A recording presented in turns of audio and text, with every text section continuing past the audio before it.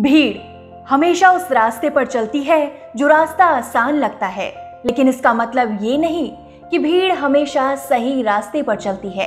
अपने रास्ते खुद चुनिए, क्योंकि आपको आपसे बेहतर कोई और नहीं जानता। एक बच्चा जिसके दुनिया में आने से पहले ही लोगों ने उसे मार देने की सलाह दी थी, जिसका कारण था सिर्फ और सिर्फ एक माँ की गरीबी। वो गरीबी जिसने एक माँ को इतना मजबूर कर दिया कि ना चाहते हुए भी वो माँ जो अपने 3 बच्चों का पेट पालने के लिए पहले से ही दिन भर मजदूरी करती थी, वो देसी शराब बेचने लगी। और उसी माँ के बेटे ने बड़े होकर तकदीर का लिखा हुआ पूरी तरह बदल दिया। इस दुनिया में असंभव कुछ भी नहीं। हम वो सब कर सकते हैं जो हम सोच सकते हैं, और हम वो सब सोच सकते हैं जो आज तक हमने कभी नहीं सोचा।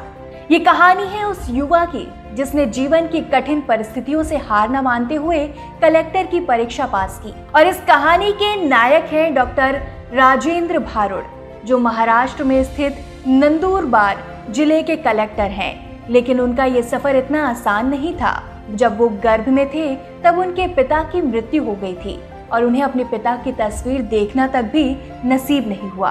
कारण था पैसों की तंगी। उनका परिवार गन्ने के खरपतवार से बनी एक छोटी सी झोपड़ी में रहता था। जब वो गर्भ में थे तो लोगों ने उनकी माँ को सलाह दी थी कि गर्भपात करा लो। लोगों का कहना था कि एक लड़का और लड़की तो है ही, तीसरे बच्चे का क्या करोगी, क्या खिलाओगी, कैसे पालोगी। लेकिन मेरी माँ ने मुझे जिंदा रखा। उनकी माँ कमला बहन मजदूरी करके मात्र 10 रुपए कमा पाती थी, जिनसे उनका गुजारा नहीं हो पाता था। इसलिए उनकी माँ ने देसी शराब बेचना शुरू कर दिया था। जब वो 2-3 साल के थे और भूख लगने पर रोते थे तो वहां पर शराब पीने आए लोगों के रंग में भंग पड़ जाता था, और वो उनको 2-3 बूंद शराब की पिला देते थे, जिससे वो सो जाया करते थे। सर्दी खांसी होती तो दवा की जगह दारू ही मिलती थी। जब राजेंद्र 4ठी कक्षा में थे तो चबूतरे पर बैठकर पढ़ा करते थे, तो शराब पीने आए लोग उनसे काम कराते रहते थे। पीने वाले लोग स्नैक्स के बदले उन्हें पैसे देते थे, जिनसे वो किताबें खरीद कर पढ़ा करते थे।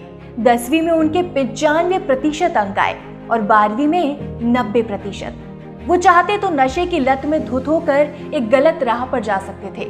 आखिर उनके पास तो बहाना भी था, लेकिन उन्होंने बिना शिकायत किए हर एक स्थिति का सामना करते हुए सही राह को चुना।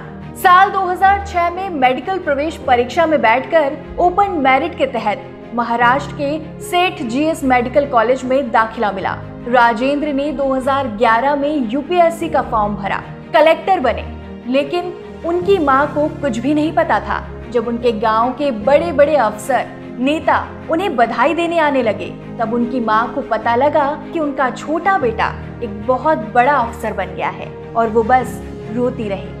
तो अब तो आपको ये समझ आ ही गया होगा कि जीवन में कोई भी मुश्किल इंसान के हौसलों से बड़ी नहीं होती। जरूरत बस नेक इरादों और दृढ़ संकल्प की है।